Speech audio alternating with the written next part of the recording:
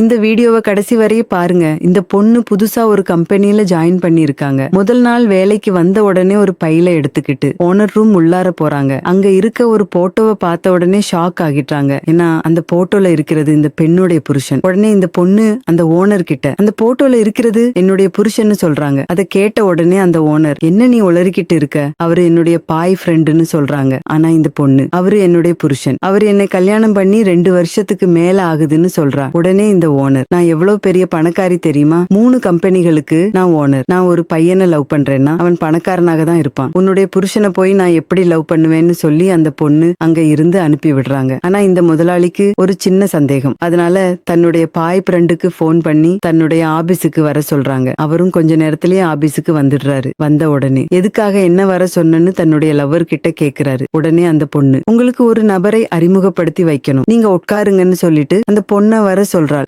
அந்த பொண்ணும் ஆபீஸ் உள்ளார வராங்க. சோ அந்த பொண்ணை பார்த்த உடனே இவரு ஷாக் ஆகிட்டாரு. உடனே அந்த பொண்ணு இவரு கிட்ட, அப்போ நான் பார்த்தது உண்மைதானா, நீங்க தான் என்னுடைய ஓனரோட பாய் ஃப்ரெண்டா, எதுக்காக எனக்கு இப்படி துரோகம் பண்ணீங்க, நான் உங்களுக்கு என்ன பாவம் பண்ணுன்னு சொல்லி கேட்கிறாள். உடனே அவரு, உன்னுடைய நாடகத்தை கொஞ்சம் நிப்பாட்டுடி, நீ பணக்காரின்னு நினைச்சுதான் நான் உன்னை கல்யாணம் பண்ண, ஆனா கல்யாணம் பண்ணதுக்கு அப்புறம் தானே தெரியுது நீ ஒரு ஏழன்னு, உன்கிட்ட இருந்து எனக்கு ஒரு சல்லி பைசா கூட கிடைக்கல. ஆனா இந்த பொண்ணு ஒரு மிகப்பெரிய பணக்காரி, 3 கம்பெனிகளுக்கு ஓனர், இவகிட்ட நிறைய பணம் இருக்கு, அதனாலதான் இவளை நான் லவ் பண்றேன், இவ்வளவுதான் நான் கல்யாணம் பண்ணிக்க போறேன்னு சொன்ன உடனே அவருடைய பொண்டாட்டி பொறுக்கினாய, இனிமே என்னுடைய மூஞ்சில கூட முழிக்காதடான்னு சொல்லிட்டு அங்க இருந்து கிளம்பி போயிட்டாள். அதுக்கப்புறம் இந்த பொண்ணு, அப்போ பணத்துக்காக தான் நீ என்ன லவ் பண்ணியா, உனக்கு கல்யாணம் ஆகுன விஷயத்த ஏன் நீ என்கிட்ட சொல்லல, உன்ன மாதிரி ஒரு ஆளை நான் காதலிச்சேன்னு நினைக்கும் போது எனக்கு வெட்கமா இருக்கு, உடனே என்னுடைய ஆபீஸை விட்டு வெளியே போடா, இனிமே உனக்கும் எனக்கும் எந்த ஒரு சம்பந்தமும் கிடையாதுன்னு சொல்லி அவனை ரொம்பவே கேவலமா திட்டி ஆபீஸ் விட்டு வெளியே அனுப்பி விட்டுறாங்க. இப்போ இந்த ஆளு